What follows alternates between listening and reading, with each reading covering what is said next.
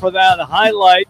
However, that did not hold up as the eighth inning proves to be disastrous for the Snakes last night. And joining us from Denver, and you can always follow her on Twitter. It's a great follow at Jody_Jackson. That's Jody_Jackson. I like / better. What do you call it? Underscore, Jimmy. No, I like it's technology. A slash. It's a slash.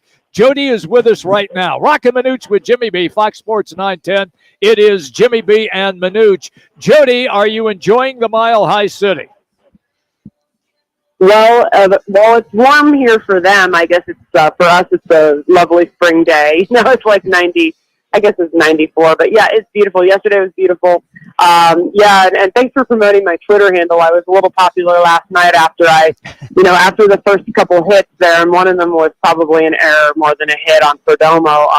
I said Coors going to Coors, and then boy, after the inning progressed, and then the Dbacks ended up losing. I mean, everyone was slamming me, and it's like, it's not just homers. It's just that the ball doesn't move as much when you're a pitcher. You can't make the pitches you want necessarily. And there's just more contact. I always think of Michael Kadire winning the batting title. It's just guys that you wouldn't peg to win a batting title have won a batting title here. It's just, but it is, you got to be expected to close games out, and they couldn't do it. So otherwise, yeah, it's been nice here, except for that eighth inning and then not doing anything in the ninth. Fair enough. It's just, Jody, you just think, they went 2 in a row. You're okay. They've cured that. They've scratched that itch. They're moving on. Just when you think you had those 2 steps forward, it's as if they took 4 steps back. And as Jimmy alluded to, the multiply explosion or implosion, if you will, in that eighth inning. It's got to be very frustrating in that clubhouse, I can imagine, when you talk to these guys. Yeah, I was pretty down in there. I mean, I saw McGuff and Mansfly both just like staring into their locker. They were sitting in there, and it's a difficult situation when all of a sudden, the bullpen, they had a couple decent days there, and you saw Paul Sewald close 2 games out, and then he wasn't available last night, and Ginkel wasn't available last night. So, again, these guys don't want excuses. They want to be able to close things out, but this Rockies team, they were starved for a win. They had lost 5 in a row, and they came up with some clutch hits. Now, the other thing you can look at is Christian Walker's homer that you guys just played. You just played that a moment ago. That was the last hit in that game, and that was in the 6th inning. So they went down pretty cleanly in the 7th, 8th, and 9th, and that can't happen at Coors Field. And so it is on the bullpen to get it done, especially with a 2-run lead. But they should have probably tried to add on there or earlier in the game even. This is the place where you have to add on where you can, and hopefully they'll be able to do that here tonight because, it was a pretty down group last night because you're right. After the 2 wins, it certainly doesn't mean everything is fixed, but then you're facing a Rockies team that has really, really struggled, has over 70 losses, and game 1 did not go as planned at all. And Jody, Flexen took the bump for the Rockies. He's like a 10.25 ERA. It's actually 7.74. I would have thought they would have scored some runs on this team. They only get 5 hits against and you mentioned their bullpen came in and did a hell of a job the last 3 innings. But Flexen, he's been getting lit up all year, and he has this stellar game after a couple early runs against this Diamondback team. Yeah, I mean, they didn't really get a lot going. Corbin continued to struggle a little yesterday. Kyle Lewis we were hoping he'd provide a spark. He was 0 for 4 in that game, and, it's good to see Christian Walker looks to be back. But, I mean, I don't think, 5-4 game here. And it was I didn't even realize it was a 2-hour, 19-minute game. And I certainly, I like the lower scoring games. You just don't see them here, though. I have a feeling this offense is going to break out a little more the next 2 days. Now, today you got a lefty, so it's up to these right-handed hitters to come out and be able to disrupt Ty Block. Ty Block actually has gotten a chance to start for the Rockies and has been pretty good his last few starts, including his last one against the Dodgers where the Dodgers won 2-1. So, but they can't worry about that. They know, but everyone has to be faithful to Stainless. They just have to go out and create offense. Don't miss a good pitch. If it's there to be hit, you got to slam it here. So, you're right. Flexen was a guy that had been hit around, and certainly yesterday they had a couple opportunities. They didn't really pile on as much as you would have liked to have seen. And unfortunately, again, wasted Merrill's effort of 11 strikeouts there. And, you know, I know they wanted to keep – nobody wants to hear this, but it's the reality. They want to make sure he's healthy. They wanted it to be done after 6 innings. Mm-hmm. If he goes – you know, again, the 7th inning was clean too. So, I mean, Castro was fine. Sure. So I don't know that would have helped or not helped. But they want to keep Merrill healthy for these last 6 weeks and the chance that they can get in the postseason. So, you know, but it is just a shame that they weren't able to do a little more damage against Flexen, who has really struggled. All right, who's starting tonight for the D-backs? Man applies, what it looks like.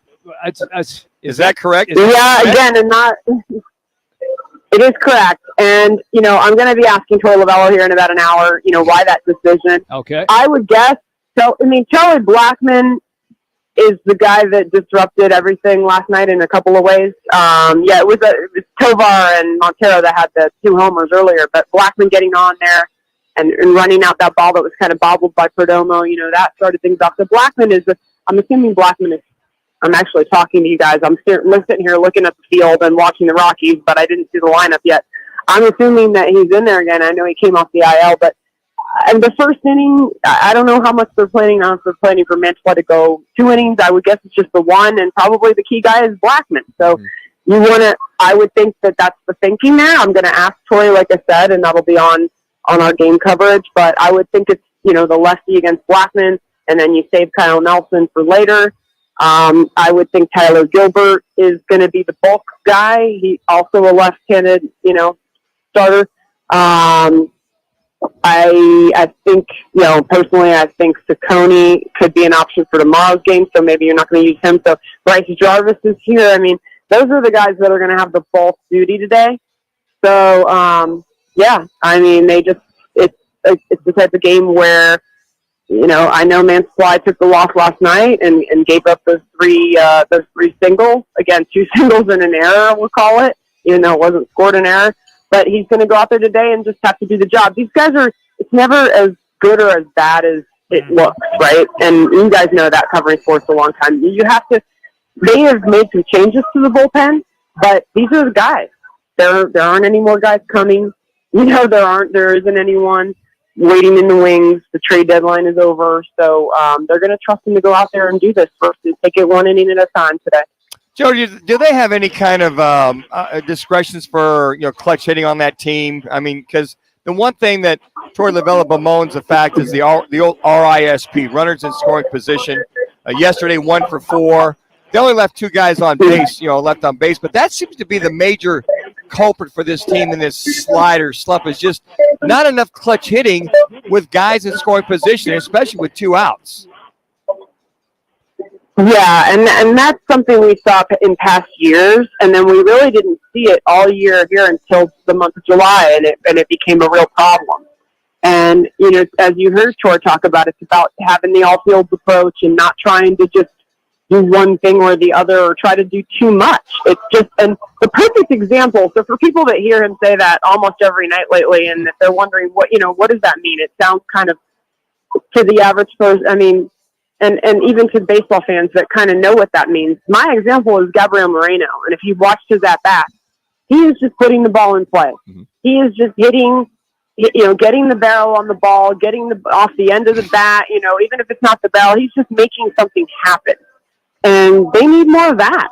And, you know, he's been a great addition coming back from the IL. It's unfortunate he had to miss, I think he missed like 14 or 15 games, but that's my example, and I'm sure, you know, these guys know what they have to do, and it's really mind-blowing that they only had, only left a couple guys on base last night here in Colorado, and they only, you know, so they didn't even get enough traffic on the bases. So got to get the traffic, got to come up with some kind of clutch hit, got to be able to put the ball in play.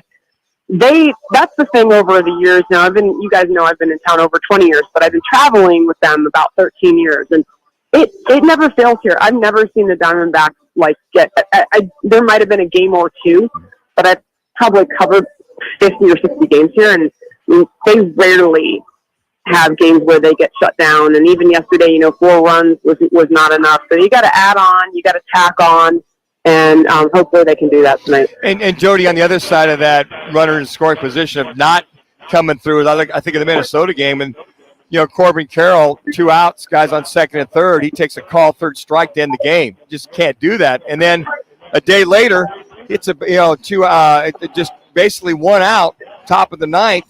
It's a ball down the right field, not right field line, right first base, and he thinks it's foul. He doesn't hustle out. They turn the double play easy. Game, set, match. Those have got to be extremely frustrating for us as fans. I know it is. But for Torrey to see that, it's like, that just can't happen.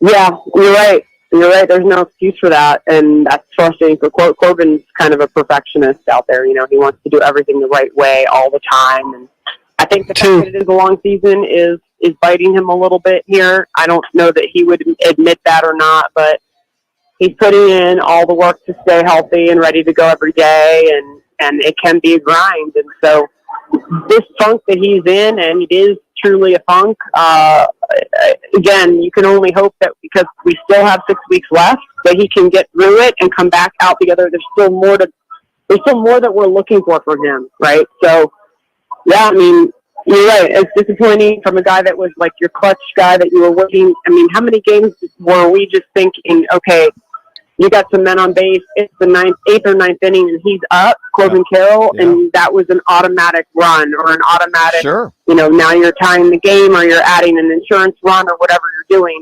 And that hasn't been there, and that's been greatly missed. And so, he's been grinding, and it's difficult for him. You could tell it's a kid that has not really struggled ever in his life. And that's difficult, but he's a pretty strong kid, and he trusts his process, and he's going to keep doing that. And again, there's enough time here that if he can come out, it's not like he's going to end the season. Hopefully he won't end the season like this. He's got time to kind of work his way out of it and then get hot again before the end of the year. In about 30, 40 seconds, in the locker room, do you still get a feel that they are still competing for a wild card spot? I do, Jim. That's the thing that is encouraging. They feel desperate to me. They have an urgency about them. Part of it is the fact that, as you guys know, there's been changes on the roster almost every day.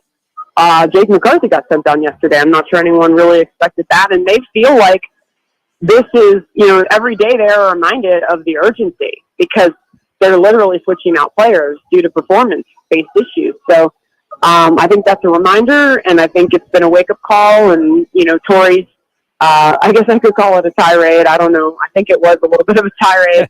Torrey's tirade on Friday night that was very passionate, I guess is the nice way to put it. Directed at pretty much every guy in there. So that woke up some guys. I mean, we all joke that, of course, Gowan was starting the next day, and so that's a good time. That's the old Brenly joke about Randy Johnson starting, and then we have the meeting right before that. But either way, it worked, and they won the 2 games, and so you started to feel better about the situation. So, yeah, I mean, hopefully they can make it happen. It's not going to be easy. We all know that, being 2.5. I actually didn't. I guess they could be further out the 2.5 today, but 3.5. Yeah, 3.5 today. So it's getting more and more. It literally, and they know this. They literally have to win every. Right now, they have to have the mentality of winning every game because they need to get on a run to get back in it. And then at that point, maybe you do have a margin for error, but they have to look at it like they need to win every game. You can watch her tonight and, of course, the rest of the season as well on MLB. And it is indeed always a pleasure when we get Jody Jackson on the show. Once again, follow her on Twitter at Jody_Jackson. Okay, I decided I'd make Manute happy and say it correctly. You flipped over to underscore there. I like underslash. It's more fun. Jody, you have a great time and enjoy. We are jealous you're enjoying 90-degree weather in Denver. I know. I'm going to. Thanks, guys.